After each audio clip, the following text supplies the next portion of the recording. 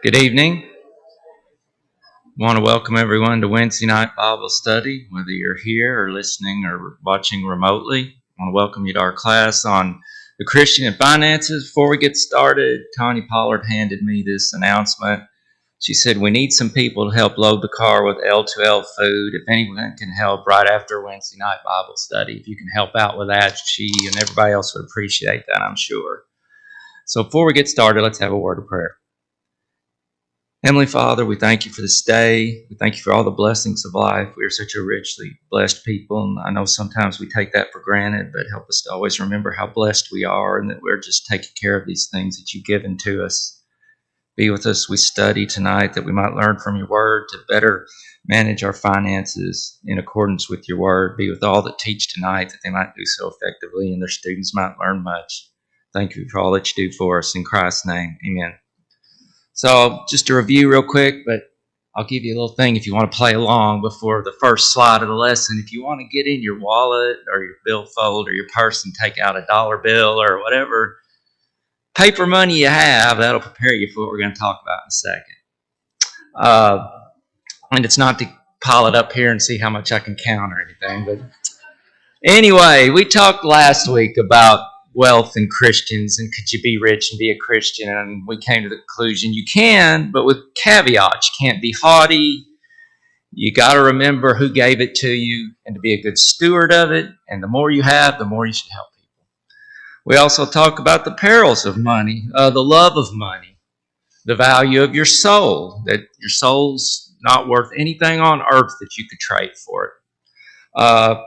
And finally, that we should make sure that we think about other people and don't be selfish and think only of ourselves. Now, after class, I have to give Brother John Miller credit for this. He gave me such a good suggestion that I have to use it. One of the things we mentioned was that money doesn't come with instructions. Well, he reminded me that that's not necessarily the case. Take that bill that you just got out and turn it over and look at the back. Do you see 4 words on the back of it? Somebody tell me what they say. In God we trust. Oh, I went too far. Yeah, in God we trust. That is definitely instructions with money, isn't it? But it's instructions in general for us as Christians, right? We're to trust in God. But I thought that was such a good thing. I'm going to talk about just a little bit. So turn first with me to Psalms 91 and verse 2. And it says, I will say of the Lord, He is my refuge and my fortress, my God, in Him I will trust. Refuge and fortress, like that protects you really well. If you're getting attacked, that's where you want to be, right? And we should trust in God because we know He's going to take care of us. He's going to protect us. And then also in Proverbs chapter 3, verses 5 through 6, trust in the Lord with all your heart, and lean not on your own understanding. In all your ways acknowledge Him, and He shall direct your paths. We should trust in God and not in ourselves. If we start thinking we know better than God, that's going to cause problems. And He directs our footsteps through His Word.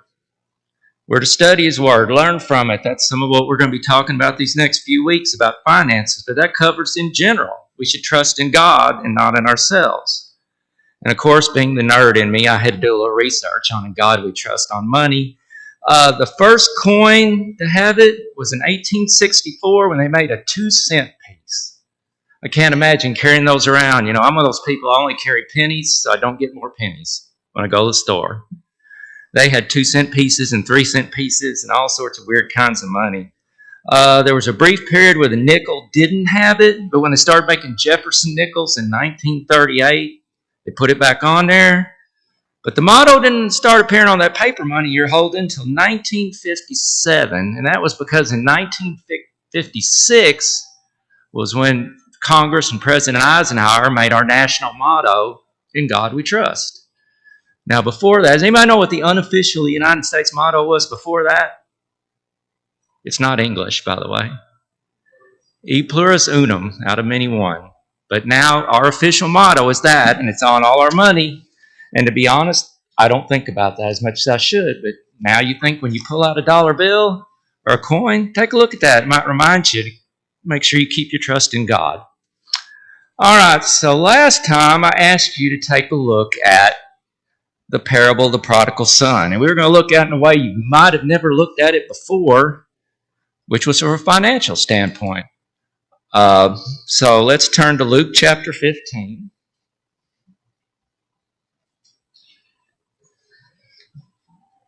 And let's start, I got verse 10 up there, but I really want to start with verse 11. All right, so this is the first point. Then he said, a certain man had 2 sons, and the younger of them said to his father, Father, give me the portion of goods that falls to me. So he divided to them his livelihood. Well, right there, I'll say that's where the son made his first mistake. You can see in the parable the dad seems to be quite well off. You know, it talks about servants and inheritances and things like that. I feel had the son waited, that share of his inheritance would have just kept getting bigger and bigger and bigger. He took it too soon. Plus, he was still living at home, it looks like, so that would have helped him have more money, I think. It's a lot cheaper to live with your parents than it is to live on your own. Finally, he doesn't seem to really have needed it at this point, living at home, did he? He was in good shape being where he was. Now, we make the same mistake. Say you have a retirement account. What happens if you withdraw it before you hit that magic 59 and a half age? You pay a penalty. 10%. You think, I got to have that money, got to have it for something. You don't have patience, right? You pull it out too quick. Or you've got this rainy day fund and you see something on sale, I've just got to have it. I'd pull money out of that emergency fund that's for emergencies only because you don't have patience to wait to pay for it. Patience is something we're supposed to have. I can tell you I struggle with that. I'm not a patient person as I should be. But I am getting better, and you know what made me better at it? My granddaughter. When she was, 2 years old and we walked up the steps to Daddy's apartment, she wanted Granddad to hold her hand. Now, that took a lot longer. But do you think Granddad minded that at all? No. And now she's reached the age, some of you that have had 4-year-olds and older, they think they can do everything by themselves, can't they? I want to do it myself, Granddad. Takes longer, but does Granddad mind? No. If I applied that to everybody I dealt with, I'd be a lot better off. So I try to do that. I try to remember that. I don't always do the best at it, but it's something I'm striving to be better at anyway. All right. Let's look at the next one here. Luke 15:13. And not many days after, the younger son gathered all together, journeyed to a far country, and there wasted his possessions with prodigal living, or wasteful living. He went where he didn't know anybody. Often when you first leave the home, like when you graduate high school or college, you want to go somewhere far away from home. I can't wait to get out of this house. I can remember when I first graduated, and I'd lived in Lexington for a couple of years, but my first job was in Louisville. And I thought, I can eat what I want, I can stay out as late as I want, and do what I want. But you find out eating out all the time isn't that fun eventually. When you work a job, guess what? They expect you to get up and be there early, so you don't want to stay out late every night. And you find out that being away from your parents isn't all it's cracked up to be. And I think that's what he found out. But he didn't have anybody to give him advice. His dad wasn't there anymore. He didn't have any true friends, because if you think about it, a true friend will tell you when you're up to something that's going to cause you problems. That to me is one of the signs of a true friend. If they see you going off the path, they'll say, hey, I love you. Here's what you don't need to be doing. He didn't even have like a mentor. Don't look like he had anybody to help him. And that could cause problems with our finances too if we don't have anybody to help us or we don't let anybody help us. All right. Same verse. He didn't have any plan. It said he wasted his possessions with prodigal or wasteful or excessive living. He didn't have any kind of budget. He had no idea. He was just living for the moment. You live for the moment with your money, you know what's going to happen to your money? It'll go away. I imagine he had all the friends he wanted when he had money. But in the next verse, when he doesn't have money, I bet they were all gone. I think that's what that verse will point out. Verse 14. But when he had spent all, there arose a severe famine in that land, and he began to be in want. He didn't have any emergency fund. He had no money set back for a problem. So when he had that famine hit right at the worst time, and that's always seems like bad things happen together, Just when he ran out of money, the famine hit, and he had to take a job feeding pigs. He wanted to eat the food the pigs ate. And he was most likely a Jew, so that's even worse because he's dealing with these unclean animals. So he didn't have anything to take care of himself when things got bad, and that's something we should think about.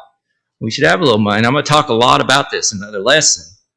But to have some money set back just in case we need it for something. If you think about a famine, none of us have ever been in a famine, I don't think.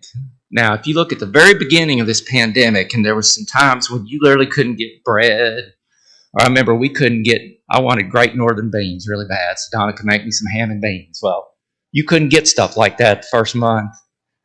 That's nothing like what this is. It literally means if something's available, you can't get food for any price. I believe it's in 2 Kings when Samaria was surrounded by an invading army, and they were I think it talked about a donkey's head would go for an exorbitant price, and, eating the head of an animal is bad enough, but eating a donkey's head, and then it talks at the end about these women made a deal to eat their own children. That's how bad it was, and that's how bad it was for him, but he had nothing in reserve to help him. So, shouldn't we feel that we need God's counsel on the wise use of money? You think of all that money that he got.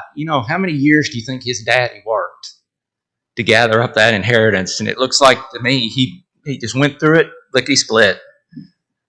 So if we spend all that time earning and securing money, shouldn't we do our best to use it wisely? So we're going to discuss something the prodigal son did not have, and we should have, and that's self-control. And Adam talked about this a little in the addictions lesson, so you may hear some things you heard there. But definition, we have several synonyms: temperance, forbearance, long-suffering, self-denial, discipline, mastery, restraint. The idea of self-control is to bring oneself into control, to a standard way of living. When we're a Christian, we're under the control and direction of Jesus. We died ourselves and our will to live for him and his will. So we need to have power over ourselves, or self-control. It's listed in the fruit of the Spirit, which is in Galatians 5:22, and your version may use a slightly different word for it, but it's one of those words I mentioned a minute ago, those synonyms. But the fruit of the Spirit is love, joy, peace, long-suffering, kindness, goodness, faithfulness, gentleness, self-control. Against such there is no law. And it's also one of the Christian virtues in 2 Peter 1,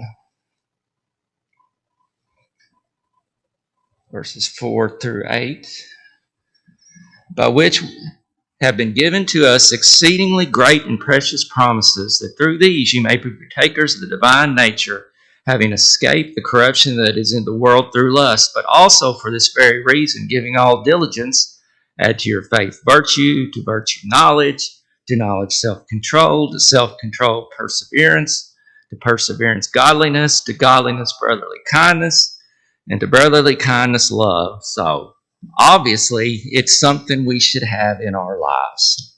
So, to wisely use money, we've got to have self-control. It requires that you control your emotions and desires. Have you ever made an emotional purchase? I have.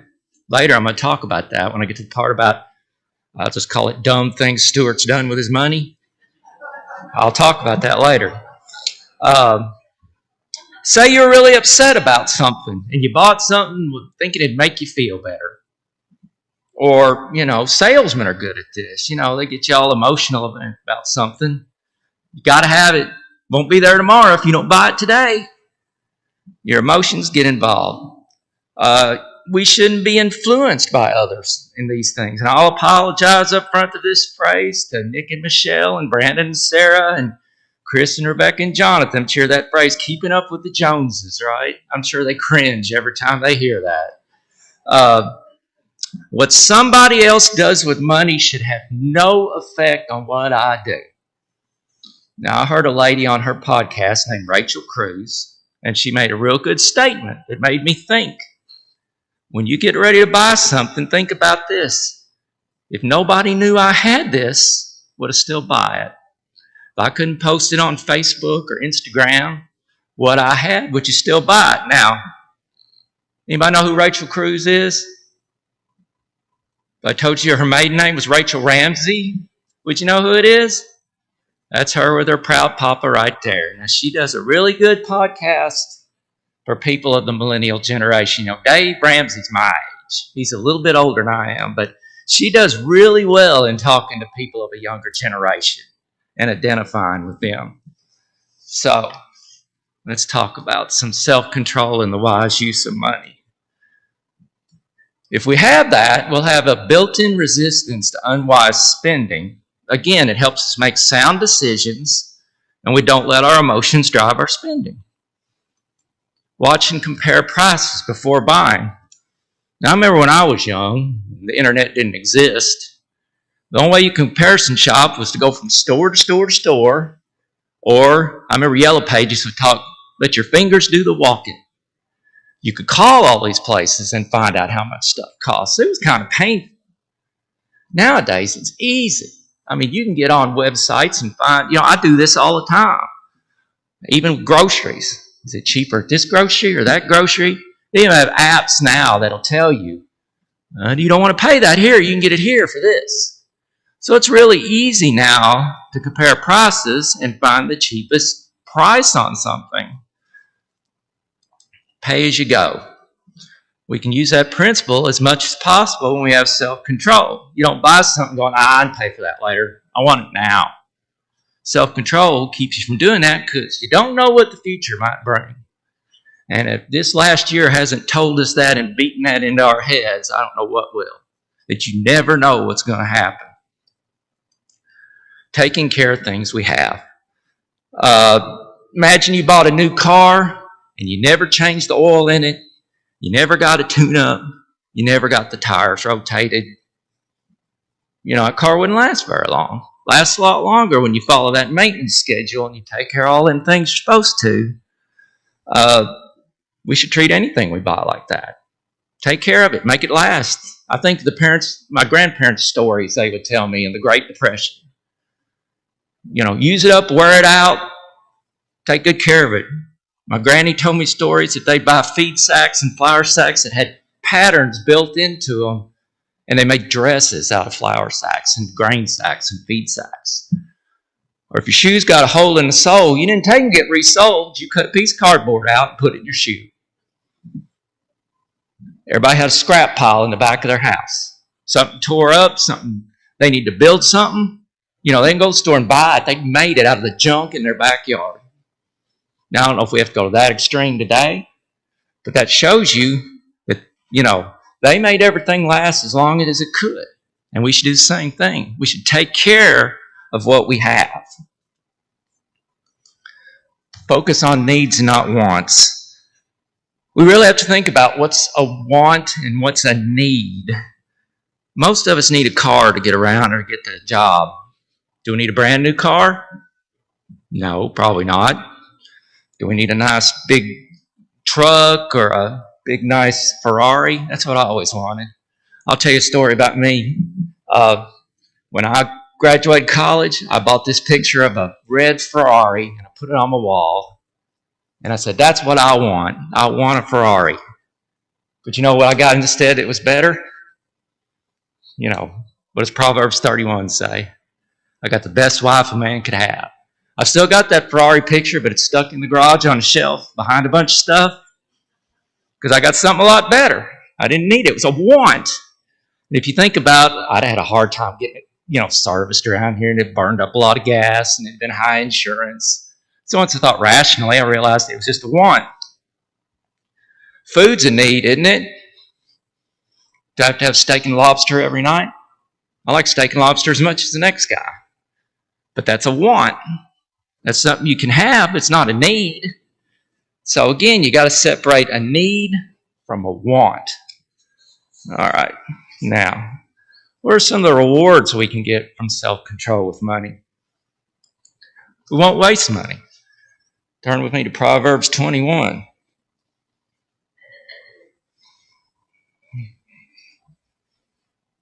Verse 20. There is desirable treasure and oil in the dwelling of the wise, but a foolish man squanders it. We just talked about a guy who squandered stuff. If we had that self-control, back then, they didn't have banks and all that kind of stuff to store up money like we do now. A lot of what they had would be like, this talks about oil or livestock or land. That's how they got their things to save back. But a foolish man just wastes it all. So self-control will keep us from doing that. It reduces worrying about money. We talked about how money fights are one of the biggest reasons that couples get divorced. Matthew 6:25. Therefore I say to you, do not worry about your life, what you will eat or what you will drink, nor about your body, what you will put on. Is not life more than food and the body more than clothing? So we're not supposed to worry about those kind of things. And having self-control with our money keeps that from happening. We'll have financial and spiritual success. Luke chapter 12.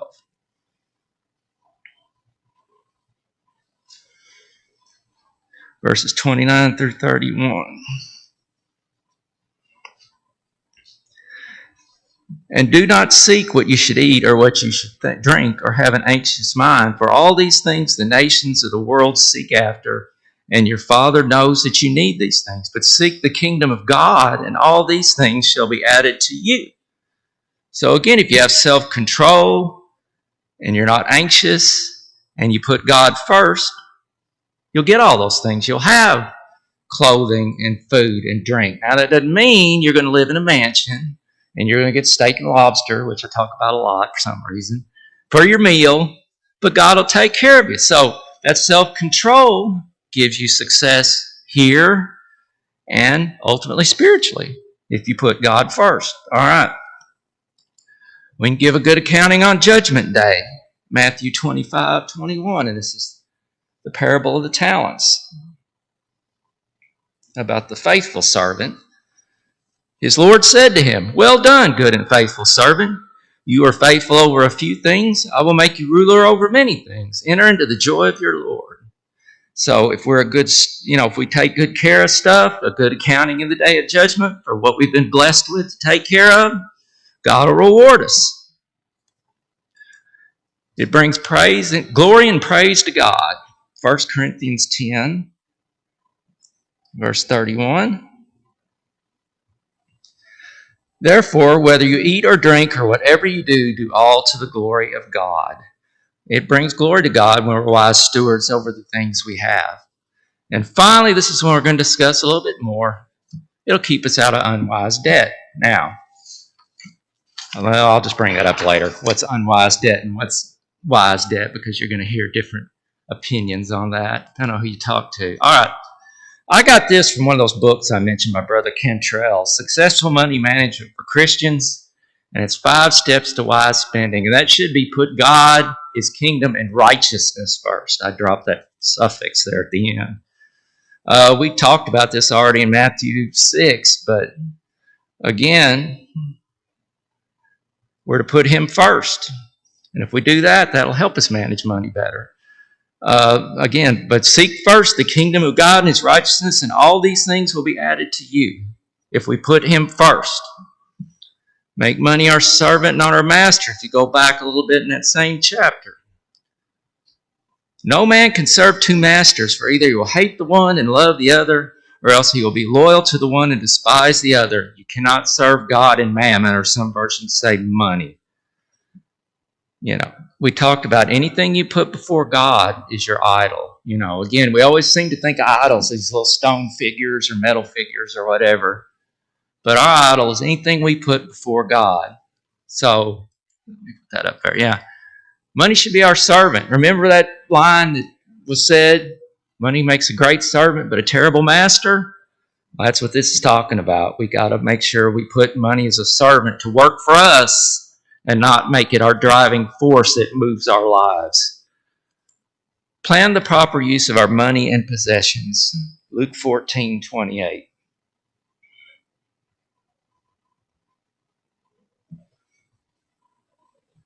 For which of you, intending to build a tower, does not sit down first and count the cost, whether he has enough to finish it? If you're going to build a house, if you're going to build a shed, you got to think about what you're doing. You can't just say one day, all right, I'm just going to get started with no plans, no nothing. Now, me personally, I could plan for the rest of my life, and I could never build anything like that. That's just not my talent. I'll tell you, the crowning glory of my construction days was when I put together Jonathan and Josh's swing set. And it actually didn't fall apart the first time they got on it. I was so proud of it that when we moved down the road to our new house, my father-in-law brought a flatbed trailer and hauled that swing set down there because I didn't want to take it apart because I didn't think I could get it back together. But even that, you have to plan. What are you going to make foundation? What are you going to build it out of? You can use electric or gas. What color are you going to make the wall? Walls, brick, siding. There's a lot of planning involved. So the same way with our money and our possessions, you got to plan. If you do it haphazardly, it's going to be like you try to build a house without thinking about it. Like maybe when you were a kid and you threw up a tree house. Our tree houses worked about as well as you expect, so we didn't think. You get in them, and what do you think? First time somebody put a foot on a board, what happened? They'd fall through. We didn't know what we were doing. We didn't plan. We just thought one day, we'll build a tree house today. We're bored. But I make that analogy to say you got to think about what you're doing. If you want to have wise spending, you got to think about it beforehand. You just can't make impulsive decisions. Be content with what we have. Philippians 4:11. This is Paul talking about himself.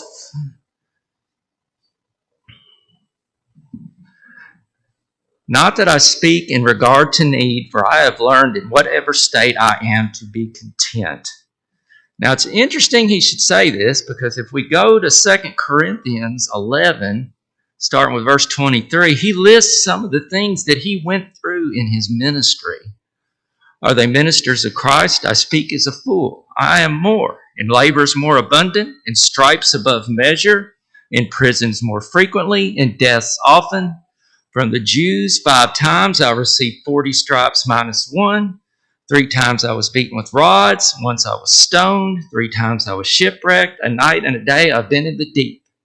In journeys often, in perils of water, in perils of robbers, in perils of my own countrymen, in perils of the Gentiles, in perils in the city, in perils in the wilderness, in perils in the sea, in perils among false brethren, in weariness and toil, in sleeplessness often, in hunger and thirst, in fastings often, in cold and nakedness, besides the other things which come upon me daily, my deep concern for all the churches. Now you look at all the things he went through, all this physical pain and suffering, and then the mental thought, which to me is almost worse, of worrying about all these different congregations he was involved with.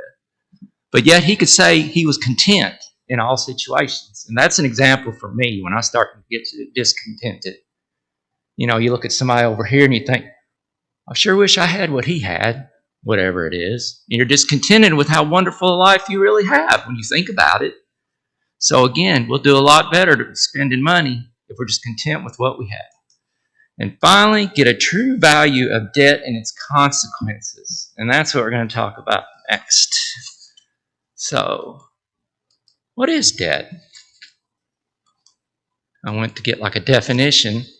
Debt is defined as borrowing now with the intent to pay later at prescribed times. Usually a monthly payment of some type. Credit card, car loan, house loan, etc. Now, here's the big debate. And you'll hear financial people discuss this. And I'll give you my opinion. Good, you see that's in quotation marks, debt versus bad debt. Now, if you listen to Dave Ramsey, I'll tell you I agree, all debt's bad debt, or most of it. Now, what people call good debt is when you invest in something that increases your net worth, like education, a business, or a home. But let me tell you why I don't agree with that. The argument's always, well, you'll make more money than you borrow. But the problem is, you don't always know that's going to be the case. Let's say you borrow money to go to college. You go through a couple of years and you decide it just isn't for you. Well, colleges don't refund your money if you drop out in 2 years. And they go, oh, you didn't make it, don't worry about it.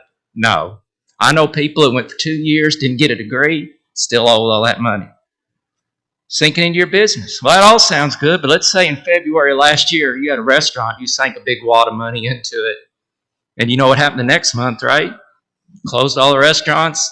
Our restaurants still aren't back to where they were. A lot of them had to close. You just don't know what the future's going to bring. So my opinion, there's not anything as good debt. Now, we'll talk later about a house mortgage, and even Dave Ramsey's a little iffy on that one. But in my mind, good debt is a misnomer. I just don't believe it exists. But again, some people argue with you, and that's fine. All right. If you ever listen to Dave Ramsey, that's the verse you'll hear him probably quote more than any other verse in the Bible, because he will quote Scripture when he teaches his lesson on the air. So turn with me to Proverbs 22, verse 7. The rich rules over the poor, and the borrower is servant to the lender. And some versions say slave. You're under the control of whoever holds that debt. The debt T, I guess what that's called.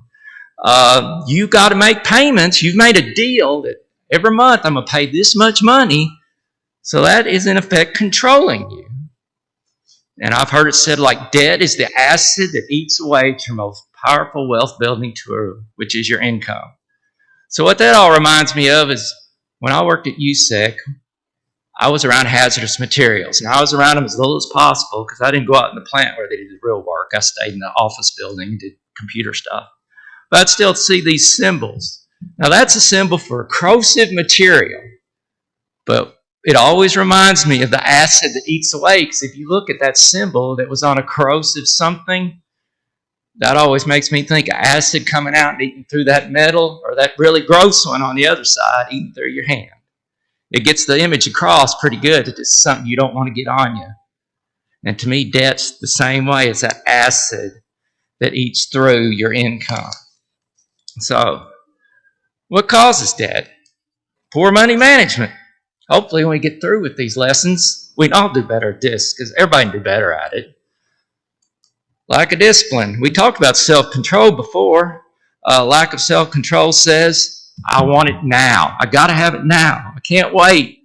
I don't care what the consequences. I want it right now. I don't care if I have to borrow money. I don't care if I have to yank money out of my 401k, rob that emergency fund. I want to do it. Self-control says, I'll examine if I need it, and if I do, I'll wait till I have the money to purchase it.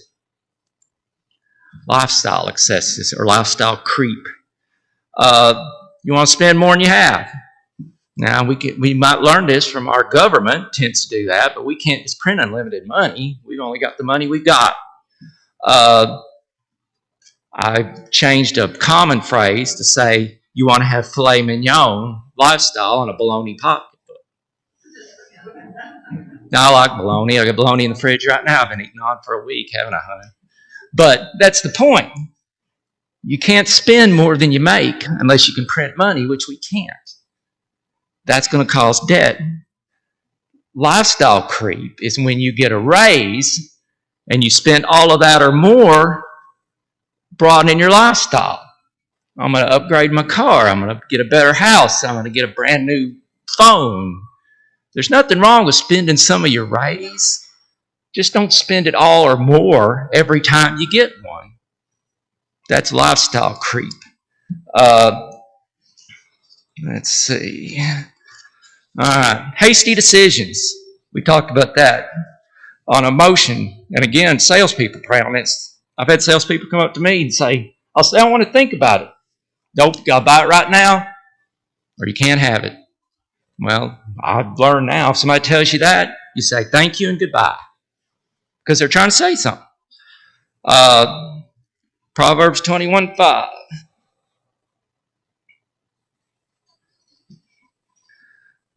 The plans of the diligent lead surely to plenty, but those of everyone who is hasty surely to poverty.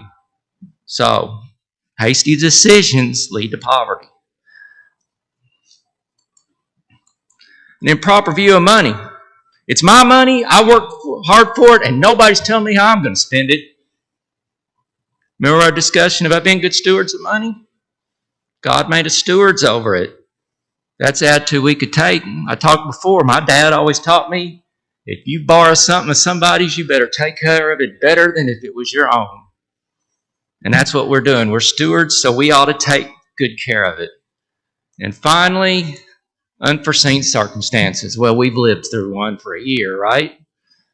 But automobile accident, sudden illness, sudden job loss. Sometimes things that you couldn't do anything about. Forces of nature. Tornado hits your house. A few years ago, we had a tornado come within 2 miles of our house, 2 or 3 miles. Now you probably heard there was a religious building where there was daycare, and kids fortunately survived. But across the street, there was this huge metal silo. And when we came by it, it was just twisted metal. Well, if that had been our house and torn it up. Now, we have insurance, but there's deductibles and all that kind of stuff. Sometimes you just can't help when these things happen. Now, the first 5 of those things I listed there, you can do something about. The last one you can't, but you can take steps to mitigate or make sure that doesn't happen. All right, let's talk about an example here. That's a generic credit card. I didn't want to put one of mine up there. Not that any of y'all would take it and use it, but that's a generic. Let's say you got a $2,000 balance. You bought a few things, some clothes. You went on a weekend trip to Cardinals play or something. And it's at 18% interest. If you pay the minimum payment, how long do you think that takes to pay off? I ran this through 3 calculators. 24 years. And you will pay $6,400. That's 3 times what you borrowed in the first place. So let's say you take that $2,000 instead and put it in an investment with 6% return for 24 years. You don't touch it. You don't add any more to it. You have $8,400. So that shows the problems debt can cause. How much it costs you? 3 times what you spent. And you lose that opportunity cost, they call it, to make more money. So where can we turn for help with debt? God, of course, just like anything else. Philippians 4. And this is a familiar verse, of course. 13. I can do all things through Christ which strengthens me. Or Bryant talked about this verse last quarter in Hebrews 13. The right chapter, 5 through 6. Let your conduct be without covetousness, for be content with such things as you have, for he himself has said, I will never leave you nor forsake you. So God's going to be with us. So pray to God for help with self-control. Other Christians, Galatians 6:2, we're supposed to bear one another's burdens. Bear one another's burdens and so fulfill the law of Christ. Or, finally, I'll even say financial counselors. Proverbs 19, verse 20. Listen to counsel and receive instruction that you may be wise in your latter days. Now, I'm not talking about counselors that are trying to sell you their product. You go to see a counselor and he starts trying to sell you his line of stuff, leave. A good counselor is going to sit down with you, understand your situation, make recommendations. Now, the problem is, and I'll say this, men are more prone to this than the ladies, we don't want to admit we don't know stuff, do we? I don't. To this day, I still don't do that as well as I should. So we just blunder ahead whether we understand things or not, and that's a bad idea. That verse right there tells you, counsel and listen to it. But even nowadays, you've got the internet, right? There's all sorts of financial advice and courses and information you can get there. So now I'm going to have Seth jump to slide 20 because this is something I wanted to make sure we talk about today. And this is one of them points where Jim will talk about this when he says, I'm going to go from preaching and go to meddling. I'm going to go from teaching, I'm going to go to meddling. I can't get fired. So here we go. Now, we're not going to have a political discussion about if these stimulus payments are needed and who's getting them and who shouldn't and all that. But you think about, this is an unprecedented thing that we've had in America. The only time we've gotten anything like this was, I think George W. Bush gave a few $100s in his administration. But over 3 payments, the average single person has gotten over $3,000. And a couple has gotten over $6,000 from the government. And again, we're not going to talk about the political part of this, but I can tell you the first time the first one went out, that was when things were really bad and people didn't get out. And I had to make a trip to Walmart right after the first one went out. I went to the store because we had to have some food and some supplies. Well, I get there and people are hauling out shopping carts and they're not full of food, they're not full of supplies. You know what a bunch of them had in them? Flat screen TVs. Now, if you have all the money you need and that's bonus money, that's great. But a lot of us, that's not necessarily true. So I'm just going to tell you from what I've studied, from my opinion, one of these I don't think is optional, and that's that one. You've been prospered. 1 Corinthians 16, 1 through 2. You should give on your stimulus. You've been prospered. So that's priority one, and we're going to talk a lot more about that later. Emergency fund. I heard on a podcast I listen to regularly today, almost 60% of people in America don't have $1,000 saved up. You know, I think it's 59.5 or something. You think about an emergency. Alternator goes out on your car, water pump. You can't get to work. Your refrigerator quits working.